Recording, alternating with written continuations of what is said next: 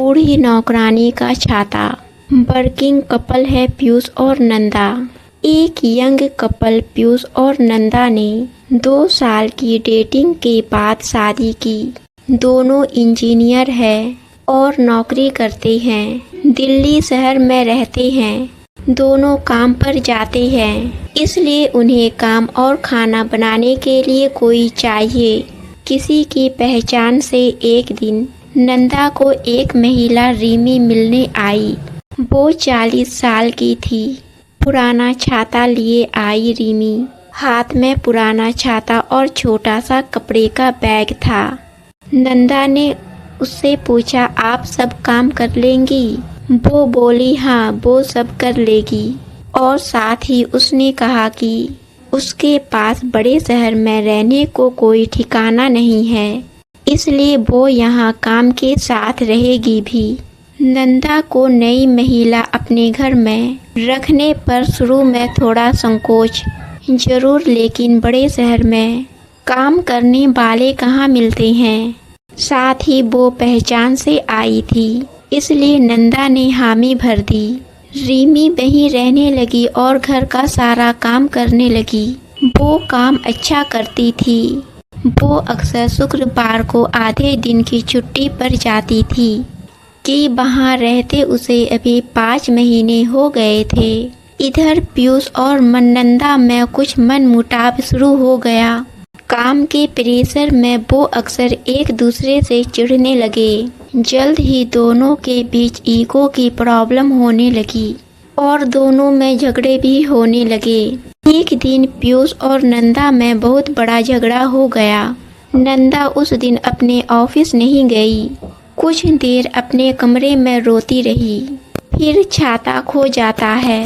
नंदा के सिर में अचानक दर्द शुरू हो गया। दर्द की दवाई लेने वो बाहर मेडिकल की शॉप पर गई।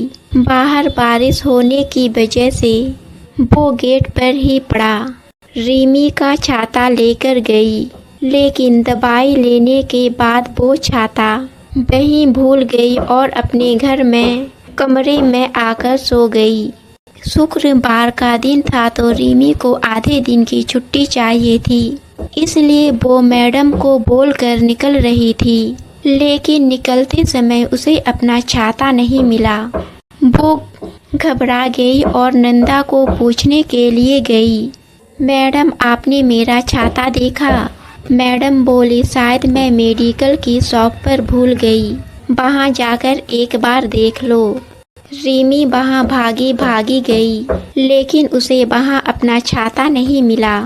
वो मैडम के पास वापस आई और फिर पूछा, मैडम वहाँ छाता नहीं है। नंदा को फीवर था, उसकी वजह से सिर में बहुत तेज दर्द था। साथ ही पति से झगड़ा भी हुआ था, इसलिए उसे गुस्सा आ गया। नंदा ने चिल्लाकर रीमी के मुंह पर 3000 का नोट फेंका और कहा कि यह लो जाओ, दूसरा छाता ले लो, चली जाओ और मेरा सिर मत खाओ। ऐसा बोलकर नंदा अपने कमरे में चली गई। शाम हो गई और नंदा अपने कमरे से बाहर आई। उसने देखा कि 3000 का नोट वहीं फर्श पर पड़ा है। रीमी भी अभी तक वापस नहीं आई। वो चाय बनाने के लिए फ्रिज में दूध देखने गई, लेकिन दूध नहीं था, इसलिए रीमी को छाता है इतना प्यार। नंदा दूध लेने फिर बाहर गई। नंदा बाहर गई तो उसने देखा कि रीमी वही मेडिकल के शॉप के सामने बैठी है।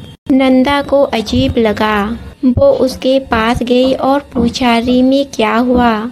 तुम अभी यहाँ क्यों बैठी हो? रीमी ने बोला, मैडम आप छाता यहाँ भूल गई थी, उसे कोई ले गया, शायद वो वापस देने आए, इसलिए यहाँ मैं उसका इंतजार कर रही हूँ। नंदा को रीमी की यह बात समझ नहीं आई। उसने पूछा, ऐसा क्या है उस पुराने छाते में? रीमी रोते हुए बोली, मैडम वो छाता मेरे पति का है, जो इस दुनिया में नहीं है। अक्सर वो उसे लेकर जाते थे। वो छाता पकड़ती हूँ तो मुझे ऐसा लगता है जैसे मैंने उनका हाथ पकड़ रखा है। आज मैं उसे दरवाजे के पास भूल गई और वो आपसे खो गया। नंदा उसकी बातें सुन रही है। रिमी आगे बोलती है कि उसका बेटा यही इसी शहर में रहता है, लेकिन उसने उसे घर से निकाल दिया।